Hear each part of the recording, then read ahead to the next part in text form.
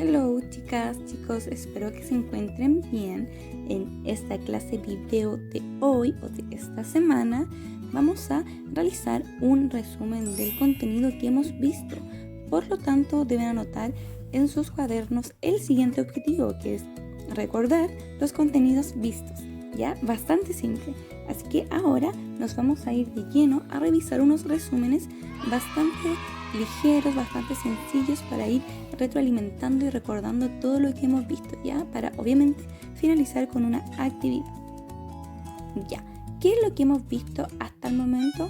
Vamos a ir en orden según nuestras clases, según nuestros videos, etc. Lo primero que vimos fue la caracterización de personajes, que aquí lo vimos con la actividad de Un niño maligno del cuento de Anton Chekhov. Luego vimos la estructura narrativa, que esto lo alcanzamos a ver en clase y lo repasamos también. Vimos los personajes tipo, los tipos de personaje, los tipos de narradores, el romanticismo literario y el género lírico. Se dan cuenta que a pesar de la suspensión de clases no hemos perdido el tiempo porque hemos visto mucho contenido. Aún así, no todos me han respondido con los trabajos, por lo tanto estoy bastante sentida con muchas personas. Ya, ahora vamos a ver el resumen de la caracterización y de la estructura narrativa, pues es lo primero que vimos y es lo más livianito. Primero vamos a ver la caracterización. ¿Qué es la caracterización? La caracterización se basa en dar a conocer las características de los personajes de un relato. Y hay dos aspectos. Está el aspecto físico, que están los aspectos observables, todo lo que uno puede ver a simple vista, los rasgos como color de pelo, estatura, color de ojos, etc. Y también está el otro, que es el plano psicológico, que están todos los aspectos internos, todo lo que no se puede ver, las emociones, los sentimientos, los pensamientos, etc. Ahora vamos con la estructura narrativa. La estructura narrativa consta de 3 partes. La primera es el inicio, que se presenta la historia y el o la personaje principal. Luego tenemos el desarrollo. Aquí se presenta el conflicto de la historia y se profundizan los personajes y también otros detalles como el ambiente, las acciones, etc. Finalmente tenemos el desenlace. Aquí se resuelve el conflicto y esto puede ser de forma positiva o negativa, como ya lo habíamos visto en otras clases y en otras actividades. Ahora vamos a ver el resumen de los personajes tipos. ¿Qué son los personajes tipo? Habíamos visto que los personajes tipo son aquellos personajes con características definidas, establecidas, que representan estereotipos en las obras artísticas. Y podemos encontrar distintos tipos de personajes.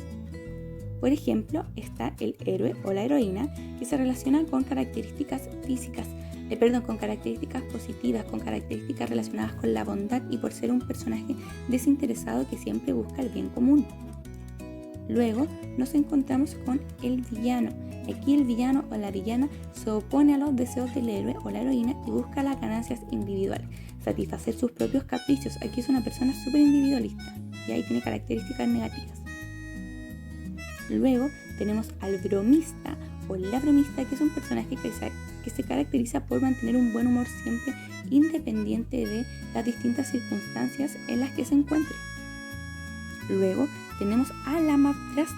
Este personaje es un personaje antagonista que se relaciona con el villano, pero que se diferencia porque mantiene un parentesco con el personaje héroe. Luego tenemos al malo, que se vuelve bueno. Y tal como lo dice el nombre, es un personaje que tras vivencias particulares específicas cambia su forma de ver la vida y de actuar. Finalmente, tenemos el padre o madre enfermo, que es un personaje que sirve para empatizar con el protagonista, además de brindar más emocionalidad a la historia.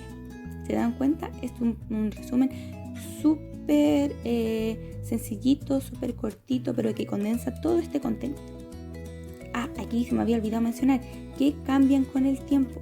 Habíamos dicho que un héroe en un tiempo podría ser alguien musculoso, con poderes o superpoderes, pero que ahora un héroe puede ser simplemente una persona bondadosa y con características positivas.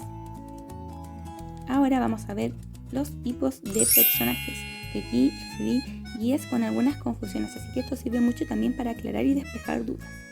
Los personajes son quienes mueven una historia, ¿ya? pues ellos son los que realizan las distintas acciones de un relato. Sin acciones no puede haber una historia y se clasifican en las siguientes categorías. La primera, según su importancia en el acontecer. Aquí nos encontramos con el personaje principal o personajes principales, que es el protagonista o la antagonista de una historia y la historia gira en torno a él o a ella. Luego tenemos al secundario, que guarda una relación con el principal, pero de igual forma actúa de forma individual. Y finalmente tenemos al personaje incidental, que tiene una aparición esporádica. Aquí ustedes, chicos y chicas, a veces se confundían mucho y me decían que Genji de Shrek era un personaje secundario, pero a pesar de guardar relación con el personaje principal, aparecía muy poquito, no aparecía de forma tan constante como Burro, por ejemplo. Por lo tanto, no podía ser un personaje secundario, sino más bien era un personaje incidental. Luego tenemos la segunda clasificación, que es según su desarrollo. Aquí nos encontramos con dos tipos de personajes. El primero son los planos que tienen un solo rasgo de su personalidad, y los segundos son los redondos que tienen más de un rasgo, tienen un espectro más completo. Luego vamos con los según su relación con la acción. Aquí también nos encontramos con dos tipos de personajes. El primero es el estático. El estático se refiere a que solamente mantiene una forma de actuar. ¿Ya? Recuerden, según su desarrollo, personalidad, y según su relación con la acción, forma de actuar. Luego tenemos al dinámico o evolutivo, que actúa de formas distintas. Incluso pasa con estos personajes que parten actuando de una forma y terminan actuando de otra. Este se relaciona también con el personaje malo que se vuelve bueno, que es un personaje que da un giro completo en su forma de actuar. Y ese sería un personaje dinámico o evolutivo. Aquí ya finalizaríamos con el resumen de tipo de personajes para ir con el siguiente, que es el de tipos de narradores. ¿Qué es un narrador? Un narrador es una voz ficticia dotada de distintos grados de conocimiento por parte del autor. Ya es una voz ficticia, no es lo mismo que el autor. Y se puede clasificar también en heterodigético, que está fuera del mundo narrado, y aquí nos encontramos con dos narradores, con el omnisciente, que es una especie de Dios que todo lo sabe. Aquí sabe tanto lo interno como externo de la historia. Con lo interno me refiero a los pensamientos y emociones de los personajes. Y también nos encontramos con el narrador objetivo, que lo sabe casi todo menos lo interno. Aquí se diferencia del omnisciente. Ambos están fuera, lo ven como en una especie de ventanita, pero el omnisciente como que tiene una lupa que puede ver todo, y el objetivo pues no la tiene. Y es súper importante recordar y saber que ambos narradores, el omnisciente con el objetivo, son objetivos. ¿Qué quiere decir esto? Que no se pueden influenciar por personajes, emociones, ideas, porque están fuera de la historia narrada. Y la otra clasificación es homodigéticos, que están dentro del mundo narrado, están dentro del relato. Y aquí también nos encontramos con dos. El primero es el protagonista, que es un personaje que cuenta su propia historia. Por lo tanto, el conocimiento de la interioridad se reduce a la propia persona. Solamente puede saber sus emociones y sus pensamientos, sus ideas, pero no la de los demás. Y todo lo va a contar desde su punto de vista. Luego tenemos al testigo, que cuenta la historia del protagonista, es decir, que podría ser un personaje secundario que se relaciona con el protagonista y cuenta la historia de este personaje. Aquí es súper importante también recordar que ambos ambos narradores son subjetivos. ¿Qué quiere decir esto? Que como son personajes que están dentro de la historia, sí se pueden influenciar por emociones, por personajes, por acciones, etc. Por lo tanto, son llevados a sus ideas, por así decirlo, y su visión de las cosas va a afectar en la forma en la que se cuenten los hechos. Ahora vamos con el siguiente resumen, que es del romanticismo. Primero, debemos saber que el romanticismo es un movimiento artístico que comienza a principios del siglo XIX. Más que saber, recordar, porque esto ustedes ya lo saben. Y es un movimiento que además viene después de la Ilustración. Por lo tanto, rechaza el uso de la razón, que era como la tónica imperante en este movimiento anterior. Y posee las siguientes características. Aquí mucho ojo, hay que recordar esto que ya ustedes vieron, pero que no está de más recordarlo y volver a verlo. Primero está el individualismo. Aquí se expresan las emociones de la persona que está expresando o creando una obra artística. Aquí con individualismo nos referimos a que solamente le importa como la emoción es propia y no la de los demás. Y tenemos después la ansia de la libertad, que se relaciona con la libertad de acción y expresión. Esto porque anteriormente no podían tener el espacio para expresarse o dar a conocer sus emociones y ahora lo desean y quieren tener esa libertad. Luego tenemos la influencia de la naturaleza. Esto es bastante sencillo. Aquí la naturaleza se vuelve un complemento de la obra y ayuda a dar cuenta de las emociones. Si alguien se siente triste, el espacio natural que aparece en la obra va a ser oscuro, va a tener tonos fríos, etc. También tenemos la irracionalidad, que son elementos fuera de la realidad. ¿Qué quiere decir esto? Que aquí hay elementos de ultratumba, seres mágicos maravillosos, etc. Todo lo que se aleja del plano de la realidad. Luego tenemos el idealismo. Aquí habíamos dicho que la persona romántica como que se mantenía sola, como alejada de la sociedad, por lo tanto como que carecía de contacto con otras personas.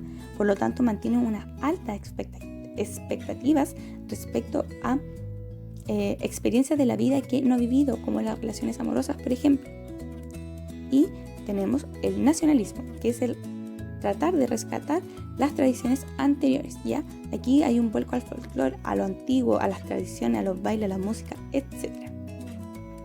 Y dentro de sus autores nos encontramos a Mary Shelley, a Oscar Wilde, Alexander Dumas, entre otros y otras. Ahora vamos a ver el último resumen, que es sobre el género lírico, que es lo último que hemos visto. ¿Qué es el género lírico? El género lírico habíamos dicho que era todo lo relacionado con la lira, la poesía y la música, y que posee los siguientes elementos: el hablante lírico, la actitud del hablante, el objeto lírico, motivo lírico, temple de ánimo. Habíamos dicho que el hablante lírico era la voz ficticia que da a conocer sus emociones. La actitud del hablante es la actitud que el hablante elige para expresarse, que podía ser enunciativa, apostrófica o carmínica. El objeto es el ser, persona, objeto, animal, lugar, espacio que provoca las emociones en el hablante. El motivo es la experiencia o el tema de la obra y el temple de ánimo son las emociones. Ahora vamos a ver que utiliza ciertas figuras literarias. ¿Y qué son las figuras literarias? Son construcciones del lenguaje que se alejan del uso común. Y aquí nos encontramos con tres grupos: fónicas, semánticas y sintácticas. En las fónicas nos encontramos con la aliteración y con la onomatopeya. En las semánticas nos encontramos con la metáfora y con la comparación. Y una tercera, la antítesis. En las sintácticas nos encontramos con el hiperbatón, con la anáfora y con el polisímetro. Tres grupos: las fónicas relacionadas con el sonido, semánticas relacionadas con el significado y sintácticas con la organización. Aquí no voy a entrar mucho en detalle respecto a las figuras literarias, pues esto ya lo vimos, y también en el video clase anterior estaba un resumen respecto a esto y lo trabajamos con una actividad también. Entonces, para ir cerrando, vamos a realizar la siguiente actividad. Deben elegir una de las canciones que van a salir a continuación en la pantalla y deben identificar, el hablante lírico, el objeto y el motivo lírico. ¿Para qué deben identificarlo? Porque deben tomar estos elementos para convertir el tema de la canción en un relato narrativo que contenga inicio, desarrollo y desenlace, además de personajes y uso de narrador.